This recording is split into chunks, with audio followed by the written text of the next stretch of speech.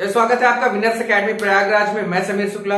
आज हम लोग बात करेंगे क्लास 12 के सबसे ज्यादा नंबर पेपर में आने वाला जो क्वेश्चन है वो है ऐसे यानी निबंध। हम लोग सबसे पहले शुरुआत करेंगे आज लिखने का, और सबसे इंप्रेसिव सबसे अट्रैक्टिव कैसे लिखना है मैंने लास्ट के वीडियो में बता दिया है। आज उसी चीज को हम लोग यहां पर यूज करेंगे कि कैसे हम लोग एक ऐसे को अच्छे से अच्छा लिख सकते हैं। 12 नंबर है, please must watch at the end sentence, यानी ये जो हमारा वीडियो है वो लास्ट तक जरूर देखना। सबसे पहले हम लोग बात करेंगे द पॉपुलेशन और इसके इंट्रोडक्शन की। बहुत इंटरेस्टिंग है, वीडियो लास्ट तक जरूर देखना, मजा आ जाएगा। कि India faces many problems, Bharat कई समस्याओं से परेशान है या घिरा हुआ है। But the most pressing problem before our country, लेकिन जो हमारी सबसे ज्यादा इस समय जो देश के सामने बड़ी प्रॉब्लम है वो है at the present is the problem of population, यानी जनसंख्या। सबसे पहले इंडिया फेसेस मेनी प्रॉब्लम, बहुत ही आसान भाषा में लिखा है।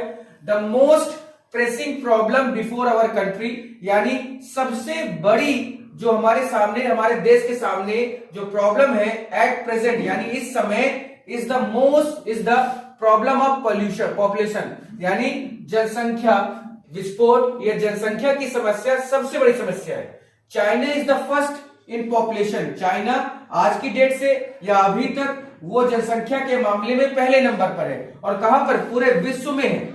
नेक्स्ट कम्स टू इंडिया, लेकिन बहुत ही जल्द, बहुत अगर इस पर रोकथाम नहीं लगाई गई, तमाम तरह के प्रोग्राम्स जो चलाए जाते हैं वो केवल प्रोग्राम चलाए ही जाते हैं, उसका कोई यूज नहीं हो पा रहा है। तो आने वाले समय में 2028 तक, मैंने बताया है 2028 तक India will become the first country which is growing according to population, यानी नेक्स्ट कम टू इंडिया, मतलब समझ गए होंगे कि भारत पहला देश बन जाएगा जनसंख्या के मामले में पूरे विश्व में। At the time of independence our population was 30 crore, यानी जब हमारा भारत देश आजाद हुआ तो उस समय भारत की जनसंख्या 30 करोड़ थी और 70 साल में ही, but now it is above 125 crore, लेकिन आज या 70 साल में ही 125 करोड़ जनसंख्या बढ़ चुकी है।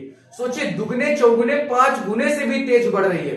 अगर इस पर रोकथाम नहीं लगाई जा सकती है तो बहुत प्रॉब्लम होगी जरूर। क्यों होगी? क्योंकि जितनी ज्यादा जनसंख्या बढ़ेगी उतनी ज्यादा चीजों का यूज होगा। आप देखिए, आज हर घर में बाइक जरूर है और कुछ सालों बाद हर घर में एक कार भी होगी। जितना ज्यादा एनर्जी वेस्टेज होगी, जितना ज्यादा पोल्यूशन और सब कुछ बढ़ेगा। तो it is now about 25 crore, 135 भी हो सकता था लेकिन मैं 25 ही लिखा है। If this problem can not be solve, अगर इस प्रॉब्लम को सॉल्व नहीं किया गया, then India can not be happy, ना तो इंडिया खुश रह पाएगा, हेल्दी ना तो स्वस्थ रह पाएगा, एंड प्रॉस्पर नेशन, ना ही वो एक समृद्ध राष्ट्र बन पाएगा। तो ये सबसे अच्छी एक इंट्रोडक्शन की हेडिंग थी। सबसे अच्छे वर्ड लिखे हैं मैंने, आसान भाषा में लिखा है जिसको आप समझ सकते हैं, लिख सकते हैं और यूज भी कर सकते हैं। तो कुछ चीजें आपको ये जाननी चाहिए थी, वो मैंने आपको बता दी। अब हम लोग बढ़ेंगे अपने नेक्स्ट हेडिंग की तरफ कि अगली हमारी हेडिंग क्या है।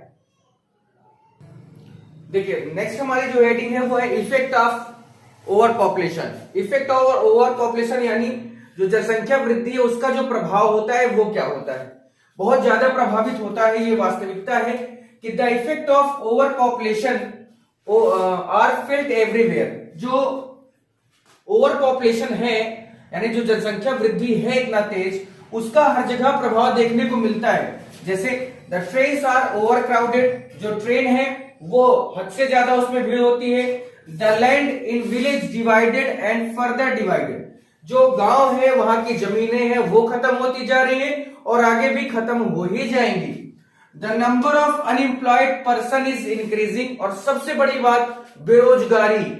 एक फॉर्म निकलता है, अगर वो उसमें 10,000 जगह है तो उसके लिए 10 करोड़ फॉर्म भरे जाते हैं, यानी एक जगह के लिए 10 लाख, बने बहुत कुछ होता है। आप सोच नहीं सकते, एक लाख, एक वैकेंसी, एक सीट के लिए लोगों को लड़ना होता है। 90,000 वैकेंसी, 1,10,000 वैकेंसी के लिए 200-300 करोड़, बताए बाप रे, कितनी बड़ी जनसंख्या जो है वो अनएम्प्लॉयड में बैठी हुई है। और बहुत सारे ऐसे लोग हैं जिनको काम नहीं मिल रहा है, क्योंकि हर जगह कुछ ना कुछ लोग पहुंच जा रहे हैं और वो रेट गिराकर काम करने लगते हैं। यानी अगर कोई भाई 2000 रुपए ले रहा है तो अगला गया जरूरत इतनी है कि वो 1000 में उस काम को करके चलाएगा। तो ये सब क्या है, ये सब ओवर पॉपुलेशन की वजह से ही होता है। सरकार भी इस पर बहुत जल्दी हो सकता है कोई बिल लाने वाली है, तमाम तरह के प्रॉब्लम वो प्रोग्राम भी चलाए गए, जैसे क्या कहते हैं, बहुत सारे ऐसे जो अभियान थे वो चलाए गए हैं और जनसंख्या नियंत्रण करने के लिए, लोगों को सही जानकारी होने के लिए, या कैसे कैसे इस सब चीजों को रोकथाम की जा सकती है। भाई ये सारी चीजें हैं क्योंकि भारत एक गर्म देश है और यहाँ नेचुरली बर्थ रेट अपने आप इंक्रीज हो जाता है और मेडिकल फैसिलिटी इतनी अच्छी है कि कोई दिक्कत ही नहीं है। अर्ली एज में भी शादियां भी हो जाती थी। यानी ये सब कॉजेज हैं, लेकिन कॉज की बात मैं नहीं कर रहा हूं, मैं यहाँ इफेक्ट की बात कर रहा था।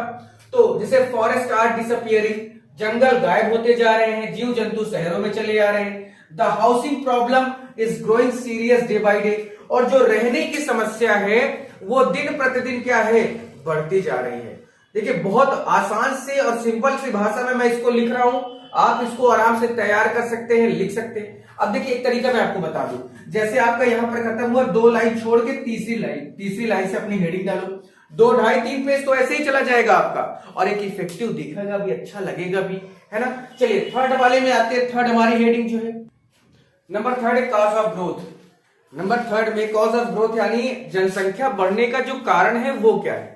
वैसे तो बहुत सारे कारण हैं, लोग बहुत सारी चीजें, बहुत सारी लापरवाहियां करते हैं, लेकिन इसमें कुछ ऐसा बुक में बताया गया, भाई वही मैं आपके सामने रख रहा हूं, बहुत ज्यादा इसको ओपनली नहीं रख रहा हूं। कॉज ऑफ ग्रोथ क्या है, सबसे बड़ी बात कि there are many cause behind this problem. वैसे तो इस प्रॉब्लम यानी जो जनसंख्या है, इसको जो विस्फोट हो रहा है, इसके पीछे कई समस्याएं हैं, कई कारण हैं। लेकिन इंडिया, इसमें कुछ प्रॉब्लम क्या है कि India is hot country, Bharat एक गर्म देश है, so naturally we have high birth rate. अब देखिए ये कोई मतलब किताब को मैंने इस पे देखा और वो जो मुझे अच्छा लगा तो मैंने इस पे लिखा कि इंडिया एक गर्म देश है और इस वजह से यहाँ का बर्थ रेट ज्यादा है। ऐसा कुछ है नहीं, लेकिन फिर भी भाई जो किताबें लिखी गई हैं, ऑब्वियस सी बात है उसको बहुत सोच समझकर, बहुत विचार करके लिखा गया होगा। तो भैया भारत एक गर्म देश है, यहाँ के लोग भी एकदम गर्म हैं और जो है नेचुरली बर्थ रेट हाई हो जा रहा है, देखिए क्या हाल है। और due to better medical facilities, और क्योंकि बहुत अच्छी मेडिकल फैसिलिटीज हैं, ये वास्तविकता है। जैसे जो आंगनबाड़ी है, आशा है, ये सब बिल्कुल बहुत ज्यादा लग के काम करते हैं ये लोग। इसी वजह से डेथ रेट हैज फॉलन, जो डेथ रेट है मृत्यु दर की अपेक्षा जो जन्म दर है वो बढ़ा हुआ है, मृत्यु दर क्या हो चुकी है, कम हो गई है। Our social customs are also responsible for it, लेकिन हमारी जो सामाजिक परंपराएं हैं, रीतियां हैं, रिवाज हैं, वो भी इसके लिए कहीं ना कहीं जिम्मेदार है। क्योंकि एक चाइल्डलेस पर्सन और unmarried man is not respected everywhere, कि भैया जिसकी शादी नहीं होती है, जिसके बच्चे नहीं होते, लोग उसको घृणा की दृष्टि से देखते हैं, हेट की दृष्टि से देखते हैं, तमाम तरह की बातें उसके बारे में लोग कहते हैं, चाहे वो औरत हो और चाहे वो फिर कोई आदमी हो। अगर शादी नहीं हो पा रही तब उसके लिए तमाम तरह के मजाक उड़ाए जाते हैं, बनाए जाते हैं जो अच्छा नहीं है, और तमाम तरह की बातें कही जाती हैं जो अच्छी नहीं है। या किसी औरत को, कोई लड़की है, उसको अगर बेबी नहीं हो रहा है तो भी उसके बारे में तमाम तरह की बातें कही जाती हैं। ये सारी बातें ही समाज जो हमारा है ये उसके लिए जिम्मेदार है। सामाजिक कुरीतियां, सामाजिक जो परंपराएं हैं वो इस सब चीजों की जिम्मेदार है, और इसी वजह से लोग परेशान होते हैं कि 1 बच्चा हो जाए, 2 बच्चा हो जाए, 2-4 छठ हो ही जाए, है ना। इसीलिए वो बिल्कुल आगे नहीं बढ़ते और वो सोचते रहते कि हाँ हमारे बाप दादा इसे करके गए 4 छठ, तो हम भी उतने मेरे हम कमजोर थोड़ी हैं क्योंकि हम गर्म देश से रिलेटेड है। हद है यार, ठीक है। तो married man is not respected everywhere. In village marriage are arranged at an early as.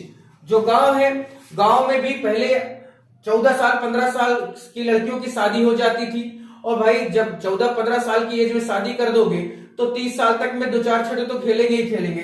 लेकिन कहना नहीं चाहिए, लेकिन फिर भी ऐसा वास्तविकता है आज के। देखिए 24 साल 25 साल में जब तक बच्चियां अपने पैरों पे नहीं खड़ी हो जा रही तब तक शादी नहीं किया जा रहा है, और घर वाले भी जानकार हो चुके हैं।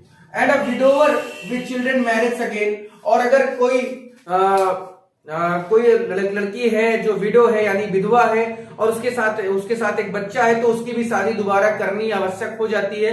नहीं समाज क्या कहेगा, गांव क्या कहेगा, इन्हीं सब चीजों की वजह से, और यही सब बहुत बड़े कारण है जनसंख्या का विस्फोट कराने में या जनसंख्या को बढ़ाने में। तो भैया जो पॉपुलेशन एक्सप्लोजन हो रहा है ना, वो इन्हीं सब कारणों से हो रहा है। ठीक है, चलिए नेक्स्ट हम लोग की हेडिंग है, चौथी हेडिंग है। 6 हेडिंग पे काम करना है, ये चौथी हेडिंग हम लोग अब लिखने जा रहे थे। देखिए बहुत आसान भाषा है, 4-4 लाइन 5-5 लाइन अगर आप अच्छे से लिखेंगे तो ये बोर्ड है, बोर्ड में काफी बड़ा इतने, और आपकी कॉपी बहुत छोटी होती है। ठीक है, तो आप इसको आराम से लिख सकते हैं आराम से। चलिए नंबर 4 है कि नीड फॉर फैमिली प्लानिंग, यानी जो फैमिली प्लानिंग है उसके लिए भी कुछ चीजें करनी होगी। क्योंकि देखिए चाइना ने अगर अपनी उस ग्रोथ को कंट्रोल किया है तो उसने सिर्फ कहा कि 2 बच्चों से ज्यादा नहीं होने चाहिए, 2 बच्चों से जो ज्यादा करेगा उसको सजा दी जाएगी। यहाँ अगर 2 बच्चों का सिस्टम रख दिया जाए तो लोग सड़कों पर उतर आएंगे और सरकार के खिलाफ हल्ला बोल कर देंगे कि हमारी जितनी मन मर्जी हम उतना पैदा करेंगे, तुमसे मतलब क्या। लेकिन भैया सरकार को तो व्यवस्था देनी ही पड़ती है, उनसे पूरा मतलब है, लेकिन फिर भी कुछ लोग नहीं समझते इन सब चीजों को, और क्या कहा जाए, कुछ नहीं। ठीक है, तो इसके बारे में देखते हैं कि family planning is the only remedy. Remedy मतलब होता है रामबाण औषधि है, फैमिली प्लानिंग ही एक रामबाण औषधि है जो कंट्रोल कर सकती है। तो फिर सरकार कोई ऐसा बिल बना दे, कोई ऐसा कानून ला दे कि भैया जिसके 2 से ज्यादा बच्चे उसको नौकरी से निकाल दिया जाएगा, लेकिन सब बड़ा बवाल कर देंगे, ये सब चीजें हैं ना। To stop the growth rate of population in India, यानी फैमिली प्लानिंग एकमात्र चीज है जो पॉपुलेशन जो बढ़ रही है भारत में उसको रोकने का। फैमिली प्लानिंग मीन्स मतलब क्या होता है, keep under control the number of children in the family. यानी फैमिली प्लानिंग का जो मतलब होता है वो ये होता है, ये नहीं कि नसबंदी करवा देंगे, स्टेरिलाइजेशन हो जाएगा, नहीं ऐसा नहीं। यानी वो क्या करेंगे कि कंट्रोल करने के लिए बोलेंगे कि भाई आप 1-2 बच्चों में ही संतुष्ट रहें, बाकी आप तमाम तरह की चीजें आती हैं बाजार में उसका आप यूज करें, कोई दिक्कत नहीं है। फैमिली प्लानिंग आपकी हो जाएगी उतने 2 बच्चों में, क्योंकि जब कम बच्चे होंगे तो आपको ही सुविधा होगी उनके पालन पोषण करने में, उन्हें हर तरह की फैसिलिटीज देने में। Planned family is the need of the hour. Planned जो फैमिली है उसको केवल 1-2 घंटे की जरूरत होती है, वो आराम से उस चीज को समझ लेते हैं। We should keep this point in the mind that, हमें ये दिमाग में रखना चाहिए कि the less the number of children, यानी जो कम बच्चों की संख्या होगी जिस परिवार में, इज बेटर, वो ही अच्छी होती है। They will be looked after, उनका अच्छा पालन पोषण होगा, and better and happier will their life be, और उनकी लाइफ भी सबसे ज्यादा खुशहाल और सबसे ज्यादा अच्छी होगी। भाई ऑब्वियस सी बात है, जिसके 2 बच्चे हैं वो अपने बच्चों का सही पालन पोषण करेगा, या जिसके 10 बच्चे हैं वो अपने बच्चों का पालन पोषण सही से करेगा। खुद ही जवाब दे देना, कमेंट में बता देना कि 2 वाला ज्यादा अच्छा है कि 10 वाला। ठीक है, चलिए आगे बढ़ते हैं हम लोग नंबर 5 पे। नंबर 5 है कंक्लूजन, यानी निष्कर्ष।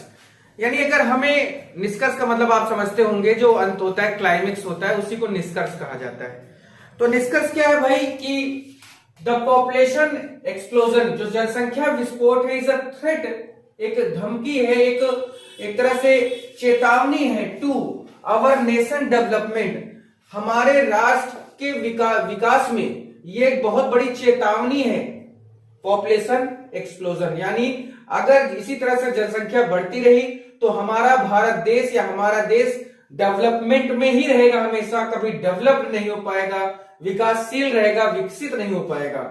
All effort must be made to limit the size of the family, और हर चीज जो फैमिली के लिए हो वो एक लिमिट में हो, यानी चाहे वो फैमिली प्लानिंग में हो, किसी भी चीज के लिए हो, वो हर एक चीज का क्या होना चाहिए, लिमिट होना चाहिए। वो सरकार का काम है, जरूर इस पे काम करें।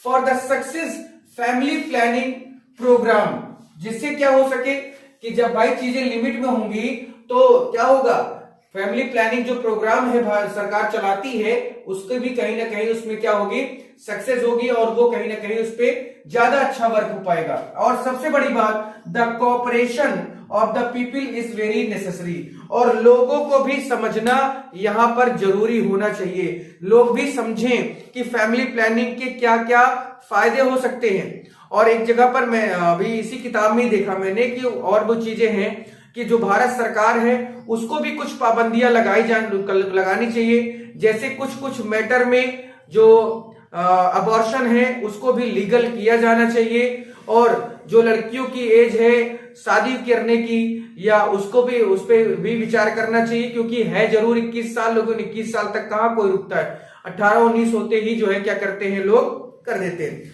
तो यहाँ पर जो किताब में लिखा है मैं उसी चीज को देख रहा हूं, समझ रहा हूं कि जो यहाँ पर है कि द मैरिज, यहाँ पर है कि the abortion in some cases has been made legal. तो खैर ये सब चीजों पे बातें करना ये एक तर्क और कुतर्क हो जाएगा, और बहुत सारी इस पे बहस हो सकती है, लेकिन हमें बहस नहीं करना है, हमें समझना है चीजों को और हमें पास होना है, 12 नंबर लेना है। इसलिए वीडियो ये लास्ट का पॉइंट था।